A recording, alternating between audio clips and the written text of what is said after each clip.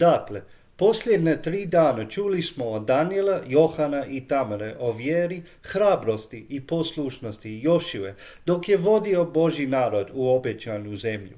Saznali smo da je Jošua sjajan primjer u Bibliji nekoga tko slijedi Boga i možda vas je ohrabrilo da budete poput njega iz priča koje ste čuli ovog tjedna.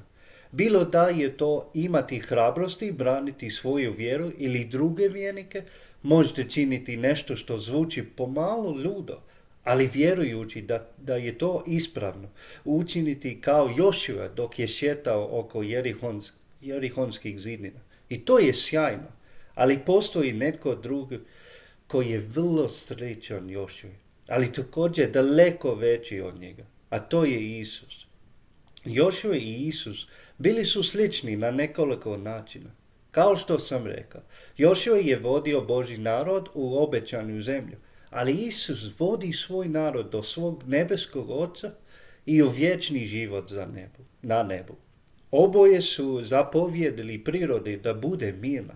Jeste li znali da je bitka u 10. poglavlju knjiga o Jošui? Jošua je naredio da sunce ostane na sredini neba i to se dogodilo. A u 4. poglavlju Markove knjige u Novom Zavjetu Isus je zapovjedio da vjetar i more miruju i to se dogodilo isto. Jošua je bio hrabar u prenošenju poruke istine o onome što je vidio u obećanoj zemlji i to je dovelo do toga da su ga ljudi željeli kamenovati zbog toga što je rekao istinu. Tako je i Isus bio hrabar u prenošenju svoje poruke o dobrim stvarima kraljevstva, čak i pred religioznim vođama toga vremena. A ljudi su također htjeli kamenovati Isusa zbog otkrivanja te istine. Isus je taj kojeg trebamo slijediti, jer on je s nama dok pokušavamo živjeti život koji je ugodan Bogu. Bog nam daje mogućnosti da pokažemo vjeru, da pokažemo hrabrost i da pokažemo poslušnost. To je ono što znači biti na prvoj liniji, da bude frontlineri. Boriti se za Boga, gledati kako kraljevstvo raste i raste. Ponekad ćemo iskoristiti ove mogućnosti i odvažno ćemo dijeliti svoju vjeru s prijateljima ili obitelji. Ali ponekad nećemo iskoristiti te mogućnosti, jer nam nedostaje vjere, hrabrosti ili poslušnosti. Važno je da se ne razmišljamo loše o sebe kad ne uspijemo, da se ne smatramo neuspješnima, jer to nikako nismo. Kad sam ja bio u školi, nosio sam narukvicu na kojoj su bila 4 slova. WWJD. What would Jesus do? Ili što bi Isus učinio. Jednog dana u školi netko je mislio da to je remen za sat i pitao mene koliko je sati. Odgovorio sam, ovo nije sat. Pitao je, što je onda? A srce mi je počelo kucati sve brže. A ja sam se zabrinuo i počeo pitati Boga šta da kažem. A onda je za kraj školskog dana zazvonilo zvono. I svi su otišli i zahvalio sam Bogu što me spasio od teške situacije.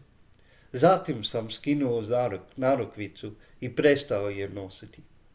Nekoliko dana kasnije shvatio sam da Bog nije me spasio od situacije, nego je zapravo stvorio situaciju i priliku za mene, ali ja je nisam iskoristio. Tražio sam Boga za oprost i zatražio više mogućnosti i hrabrosti za dijeljenje o vjeri. I opet sam počeo nositi narukvicu. Tako sam ponovno imao nove prilike. A nisam uvijek bio i uspješan. Ali bio sam siguran da me Bog nije odbacio zbog toga što nisam iskoristio priliku da podijelim svoju vjeru. To mi je davalo hrabrost i nastavlja mi davati hrabrost živjeti za Boga i biti mu poslušan, koliko god težak ili lud život bio.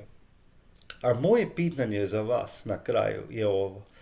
Kada dobijete priliku da podijelite svoju vjeru, hoćete li biti odvažni? Hoćete li se staviti u vatrenu liniju ili ćete se sakriti? Pokušati nestati u pozadini, kako ne biste bili napadnuti.